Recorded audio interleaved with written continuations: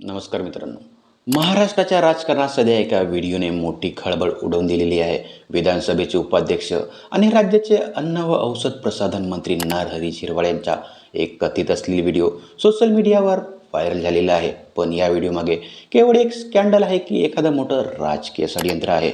आजच्या व्हिडिओमध्ये आपण पाहणार आहोत हा व्हिडिओ नक्की काय आहे. 7 महिन्यापूर्वीचा हा व्हिडिओ आताच बाहेर का आलेला आहे? झारीतील शुक्राचार्य हे कोण आहेत? अमोल मिटकरींचा रोग कुणाकडे आहे? व महत्त्वाचे म्हणजे पवन यादव नावाच्या व्यक्तींचा या प्रकरणाशी काय संबंध आहे? नमस्कार मंडळी, मी गंगाधर तित्रीमारे. नरहरी झिरवाळ हे सध्या दुहेरी संकटात सापडलेले आहेत. काही दिवसांपूर्वीच त्यांच्या मंत्रालयातील कार्यालयात एका लिपिकाला लाच घेताना अटक करण्यात आलेली होती. त्यानंतर लगेचच हा व्हिडिओ समोर आलेला आहे.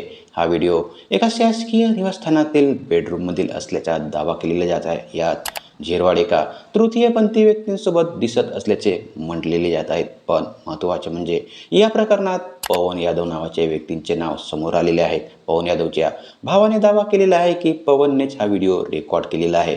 पवन यादवला सरकारच्या तृतीयपंथी बोर्डावर मोठे पद हवे होते. त्यासाठी त्याने झिरवाळ यांच्याशी संबंध वाढवले आणि नंतर ब्लॅकमेल करण्याचा प्रयत्न केलेला, असे आरोप आता होत आहेत. सर्वात महत्त्वाचा प्रश्न हा आहे की जर हा व्हिडिओ 7 महिने जुना आहे तर तो आजच का बाहेर काढला गेला? अमोल मिटकरी यांनी थेट सवाल केलेला आहे की हा व्हिडिओ इतके दिवस दाबून का ठेवलेला होता? निवडणुकीच्या तोंडावर किंवा राजकीय अस्थिरतेच्या काळातच असे व्हिडिओ का बाहेर येतात? झिरवाळ यांच्या कार्यालयावर एसीबीचा ट्रॅप लागणे आणि लगेच हा व्हिडिओ येणे हे एका मोठ्या प्लॅनचा भाग असल्याचा संशय राष्ट्रवादीच्या नेत्यांनी व्यक्त केलेला आहे.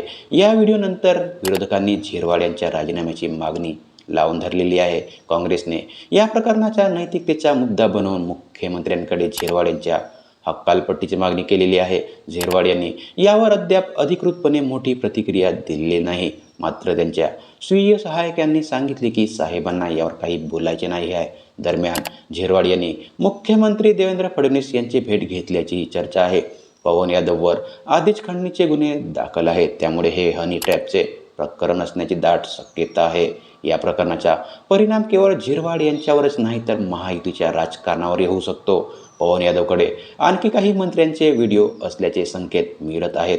जर हे खरे असले तर महाराष्ट्राच्या राजकारणात मोठा भूकंप येऊ शकतो. एका आदिवासी नेत्याला अशा प्रकारे बदनाम करण्याचा हा प्रयत्न आहे की झिरवाळ खरोखरच यात अडकलेले आहेत.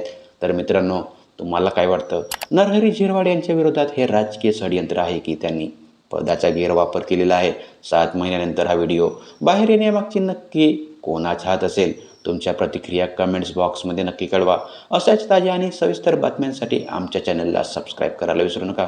तोपर्यंत धन्यवाद.